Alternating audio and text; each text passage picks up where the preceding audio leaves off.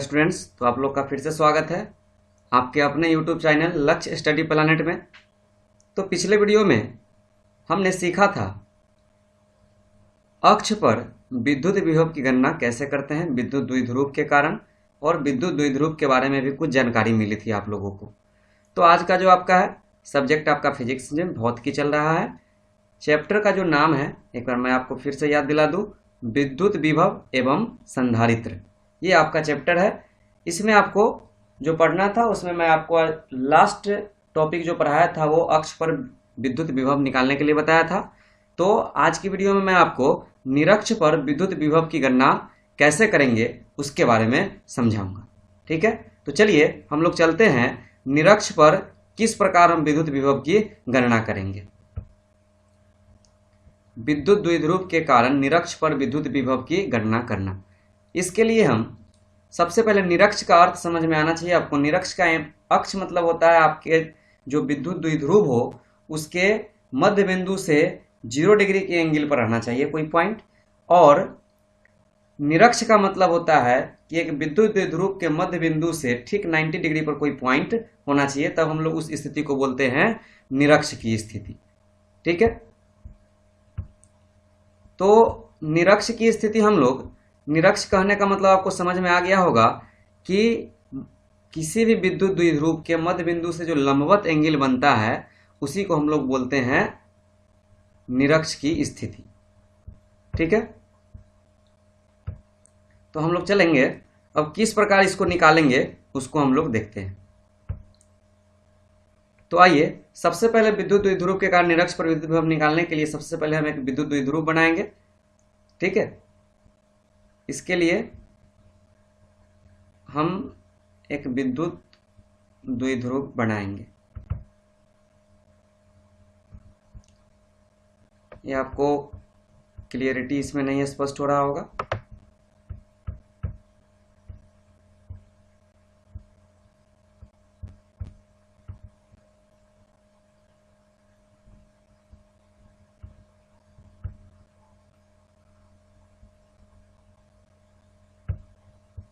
ये हमने एक फिगर लिया, एक जिसका नाम अब यहाँ पर हम नामकरण करेंगे। इसका नामकरण में इसमें हम इसका नाम रखेंगे ए बी विद्युत द्विध्रुव लिए। जैसे जैसे वहाँ पे लिए थे सेम वैसे ही आपको यूज करना है, ए और एक पॉइंट लिए बी। ठीक है, अब आपके इसके मध्य बिंदु से, एकदम मध्य बिंदु से आपको क्या करना है, कोई बिंदु ओ लेना है। हमेशा हमने ओ लिया है इसलिए ओ का ही चर्चा करेंगे। द्विध्रुव की लंबाई टोटल 2a होता है, तो हम आधा आधा इसका हो जाएगा, मध्य बिंदु है ओ। मान लीजिए कि इससे r दूरी पर कोई बिंदु P है। कितने दूरी पर? r दूरी पर।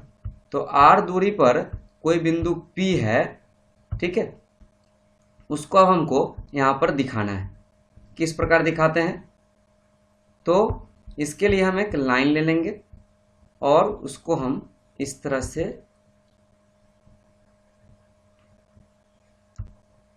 मिला देंगे। ठीक है, ये 90 डिग्री का है।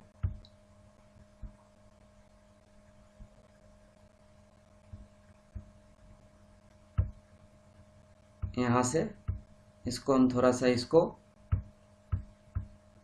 मिला लेते हैं। अब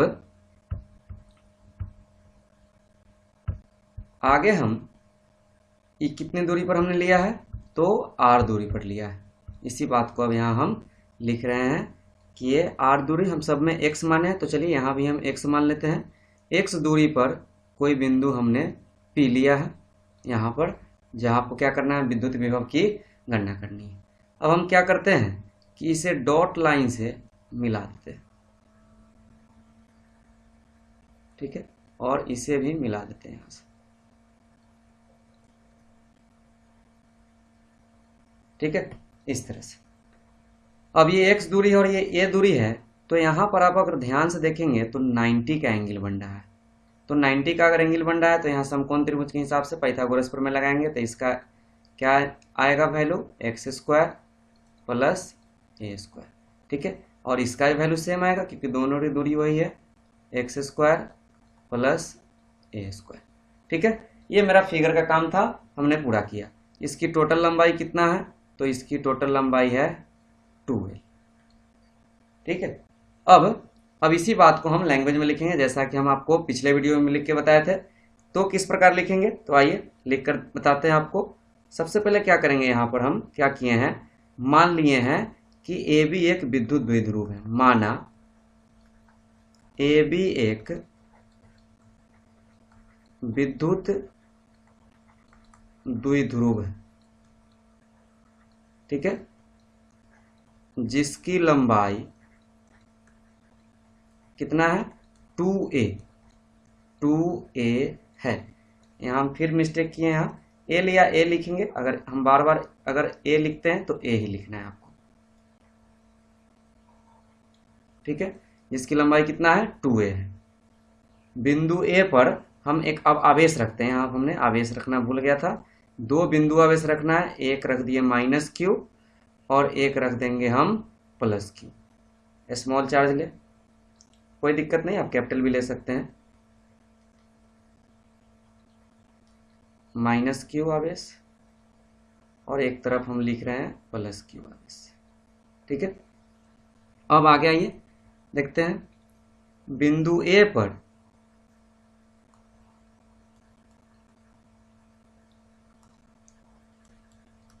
-q आवेश एवं बिंदु बी पर +q आवेश रखा गया है। ठीक है, अब आवेश यहां हमने रख दिया। अब उसके बाद क्या किए हैं, मध्य बिंदु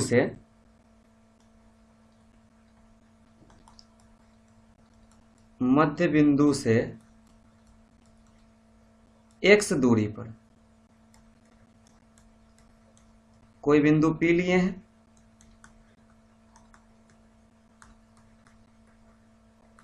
P लिया, जहां हमें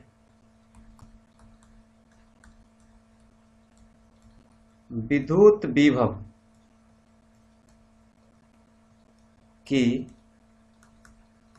गणना करनी है। ठीक है, यहां तक आपने जो फिगर में बनाया है उसको लिख दिया। अब हम आकृति से थोड़ा आ जाएंगे, समकोण त्रिभुज में आएंगे। दो मेरे पास समकोण त्रिभुज है, मैं बार बार फिगर स्क्रॉल नहीं करूंगा, यहाँ समझ लीजिए आप एक बार में। AOP और एक POQ दोनों सेम है, दोनों के लिए सेम आएगा, तो हम डायरेक्ट निकालेंगे। AP और BP कैसे, तो पाइथागोरस प्रमेय से। ज़्यादा दिखाने की जरूरत नहीं, आप छोटे बच्चे नहीं है जो इस तरह से छोटी छोटी बातों को आपको समझाना पड़े। तो यहाँ पर पाइथागोरस प्रमेय लगाकर मैं यहाँ पर ये वैल्यू निकालूंगा। तो चलिए वीडियो पॉज करके इतना उतारिए, तो मैं आपको आगे की ओर ले चलता हूं। अब हम क्या करते हैं, यहां से AP निकाल लेते हैं। ठीक है, AP बराबर क्या हो जाएगा, AP और BP दोनों आपस में बराबर है, और उसका वैल्यू कितना है, √x² प्लस a²। ये इसका वैल्यू है। एवं OP हम कितना माने हैं, तो OP मेरा है x डिस्टेंस पर है। कहाँ पे है बिंदु P, निरक्ष पर है।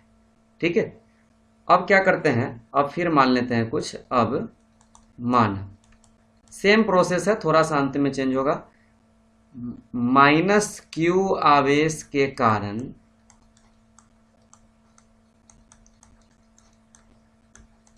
लगने वाला विद्युत विभव बराबर मान लीजिए V1 एवं +q के कारण लगने वाला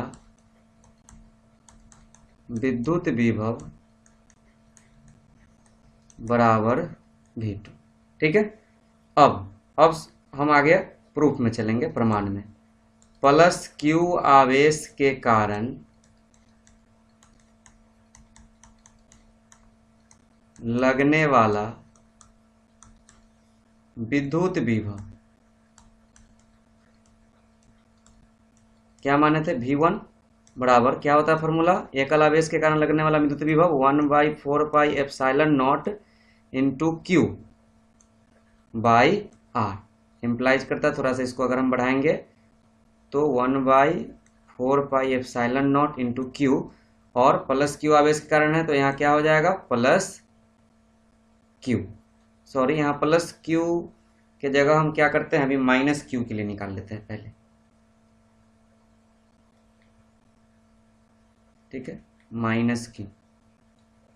तो माइनस क्यू आवेश के कारण हो जाएगा यहाँ पर माइनस क्यू, ओवर राइटिंग हो गया, इसको मैं ठीक कर रहा हूं, माइनस क्यू बटा डिस्टेंस। अब डिस्टेंस के लिए मैं फिर आपको लेकर चलता हूं, कौन सा आवेश है, माइनस क्यू आवेश। तो माइनस क्यू आवेश के लिए आप यहां से देख सकते हैं इस फिगर में, माइनस क्यू आवेश के लिए कितना डिस्टेंस है √x² प्लस a², और प्लस क्यू के लिए भी कितना डिस्टेंस है √x² प्लस a²। तो दोनों के लिए कोई परेशानी नहीं है, सेम है। तो माइनस क्यू और बटा में हो जाएगा आपका √x² प्लस a², ठीक है, ये माइनस क्यू आवेश के कारण निकला। अब हम सेम इसी प्रकार इसको हम मान लेते हैं समीकरण 1, ठीक है। अब इसी प्रकार हम निकालेंगे प्लस क्यू आवेश के कारण। वीडियो पॉज करके इसको उतारिए तो मैं आगे लेकर चलता हूं आपको। चलिए अब आगे का सॉल्यूशन देखिए। अब हम क्या करेंगे, प्लस क्यू आवेश के कारण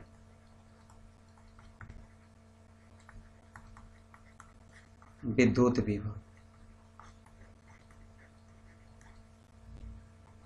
V2 बराबर हो जाएगा 1/4πε0, फॉर्मूला तो वही होता है Q/R, एकल आवेश के कारण लगने वाला विद्युत विभव का फॉर्मूला, बराबर कितना हो जाएगा 1/4πε0 इंटू क्यू का मान प्लस क्यू है तो प्लस क्यू रखिए ऐसे, बटा डिस्टेंस कितना है √x² प्लस a²। इसको इक्वेशन कितना मान लीजिए आप 2, ठीक है। अब क्या करते हैं, मान लीजिए अब माना बिंदु P पर का कुल विभव बराबर है V, ठीक है। इसीलिए V बराबर क्या हो जाएगा, चूंकि अदिश राशि है विद्युत विभव तो आराम से इसको V1 में V2 को आपस में क्या कर देते हैं, जोड़ देते हैं। बराबर कितना हो जाएगा 1/4πε0 इंटू कितना आया था V1 का मान माइनस क्यू, समीकरण 1 से आप देख सकते हैं इसको, बटा √x² प्लस a², और उसके बाद यहाँ पर प्लस का चिन्ह दीजिए 1/4πε0 इंटू प्लस क्यू बटा √x² प्लस a²। ये निकला V1 जोड़ V2। अब यहाँ से अगर ध्यान से देखेंगे तो अगला स्टेप में हम क्या कर सकते हैं, तो यहाँ हम कॉमन ले सकते हैं। कितना कॉमन ले सकते हैं, 1/4πε0 इंटू माइनस यहाँ पर क्यू ले लीजिए, जिस प्रकार उसमें कॉमन लिए थे सेम उसी तरह से कॉमन लीजिए, आपको समझने में परेशानी कम होगा। तो ब्रैकेट के अंदर बचेगा -1 बटा √x² प्लस a² जोड़ 1 बटा √x² प्लस a², ठीक है।